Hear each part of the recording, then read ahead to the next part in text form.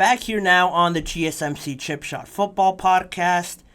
A huge move today in terms of just shaking everything up. Stefon Diggs goes to the Houston Texans. I mentioned it in our production meeting today, actually, when we were asked about it. Stefon Diggs, I was writing another topic for a show coming up today or the next day on Stefon Diggs, commenting on another comment that was left on a post by RG3. RG3 was basically talking about the chemistry between Stefon Diggs and Josh Allen. How much does Stefon Diggs bring to this team? How much does he impact Josh Allen and has impacted Josh Allen in how well he's playing, how well he will play, and how well he has played?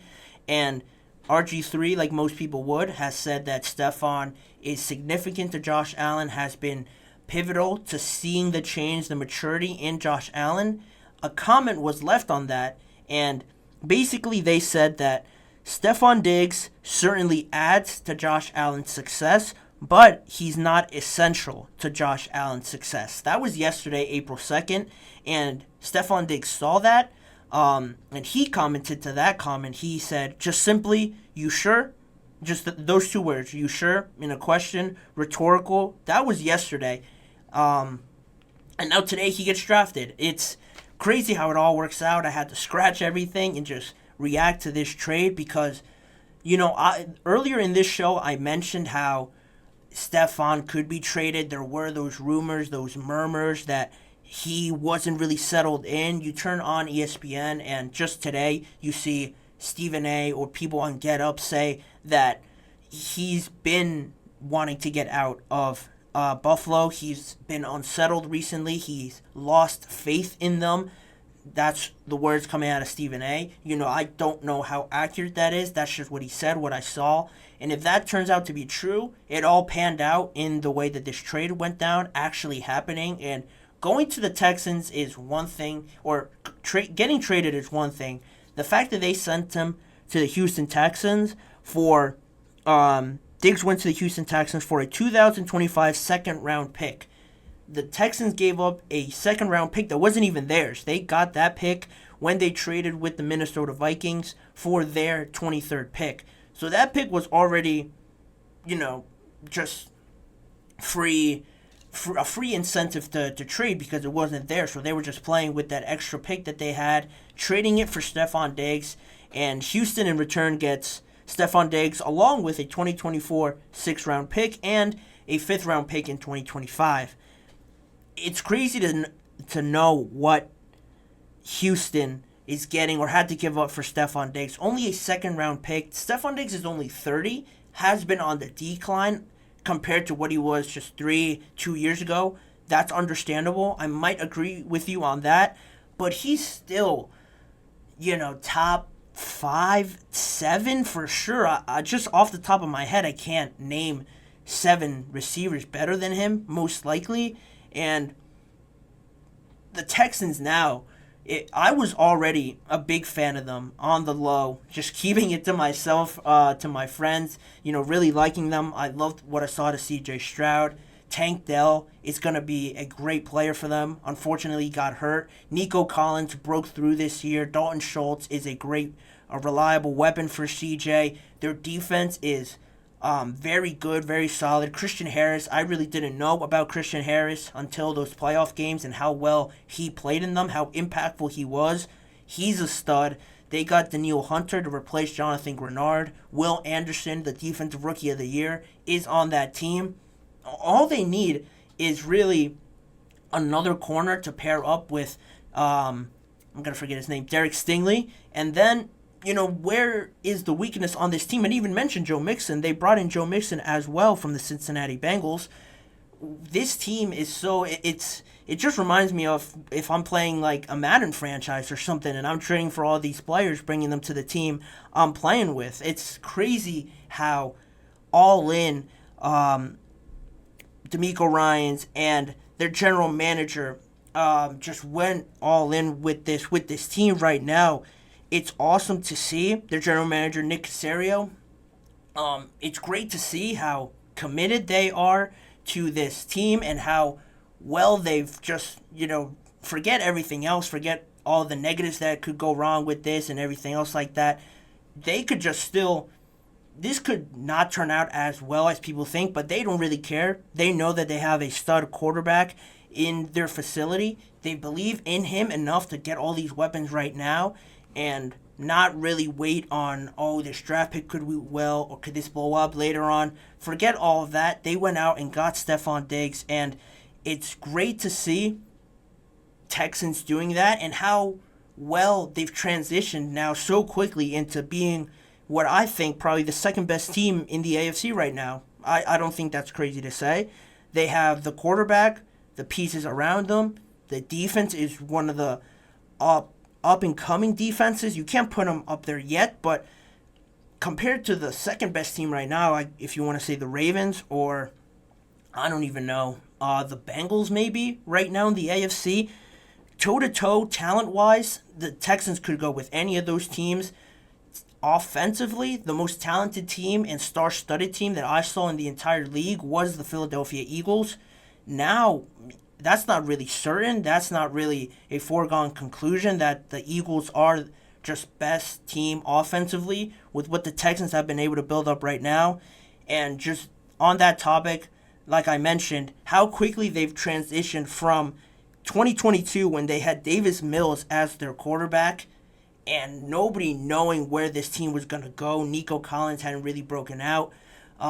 It wasn't really going the way people thought it would. Just 2022, 2 years ago, you get CJ Stroud, you get Tank Dell, and Nico Collins looks great now. You bring in Joe Mixon, and just night and day, this team is not the same team it was before. DeMeco Ryan should get a lot of credit for how well he's coached them and developed CJ Stroud. But this team is now really just jumped up into that tier with the Kansas City Chiefs.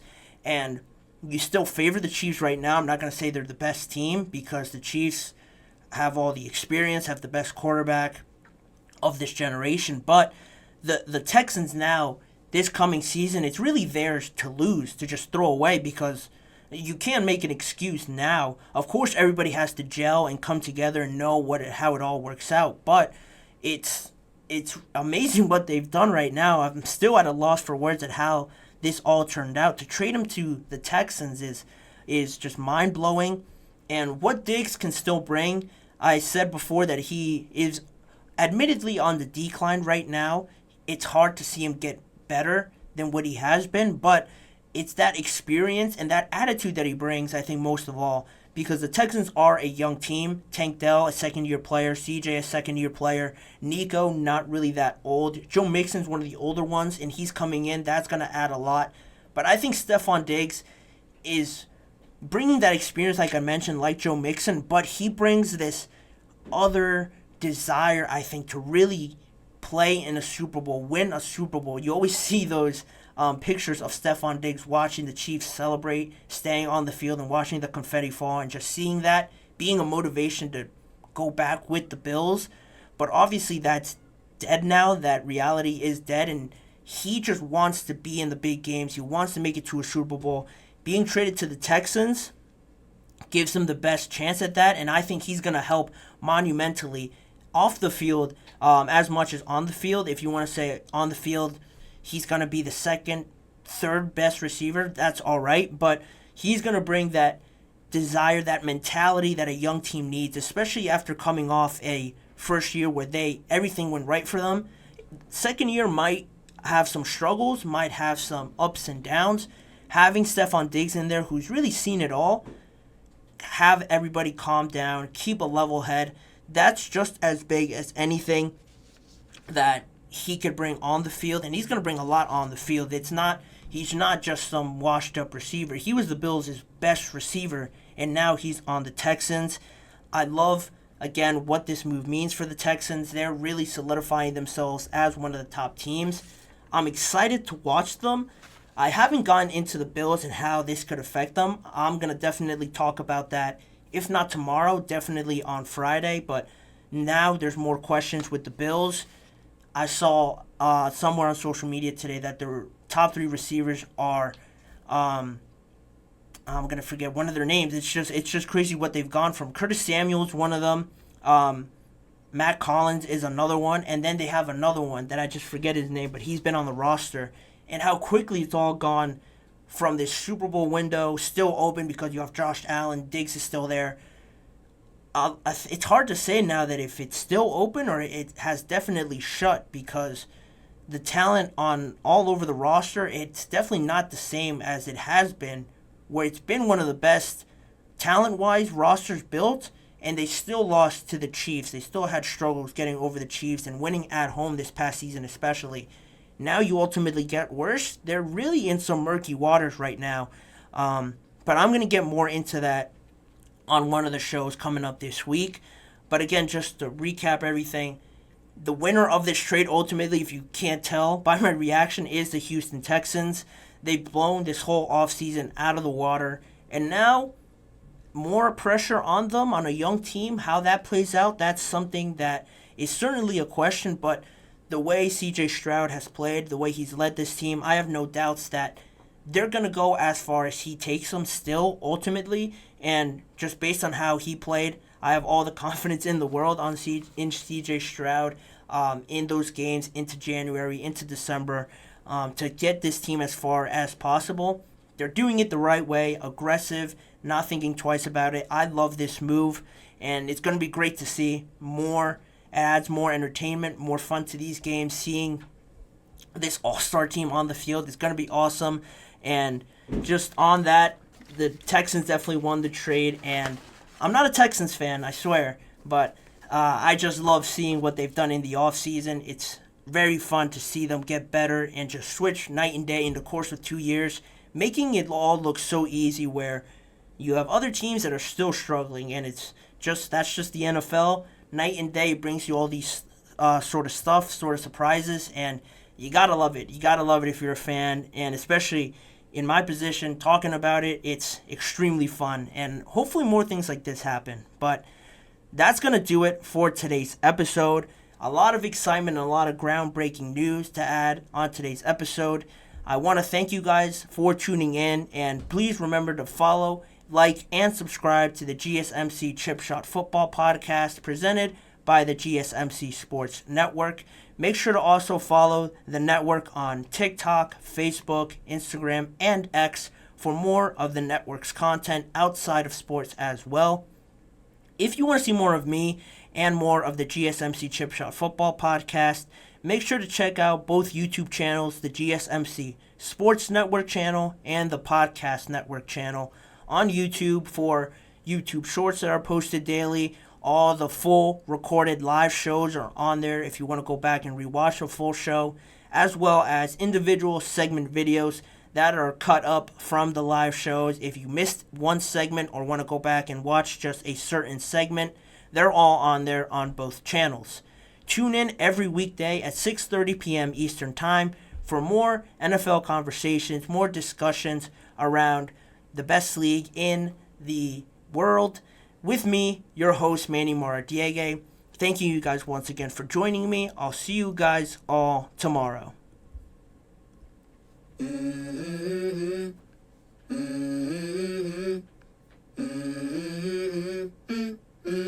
Let's go. I wake up to a little bit of drool on my pillow, feel like it's gonna be a bad day. Yeah, I'm tired of shit, and the coffee ain't hit yet. Damn, ain't that great. I don't wanna go to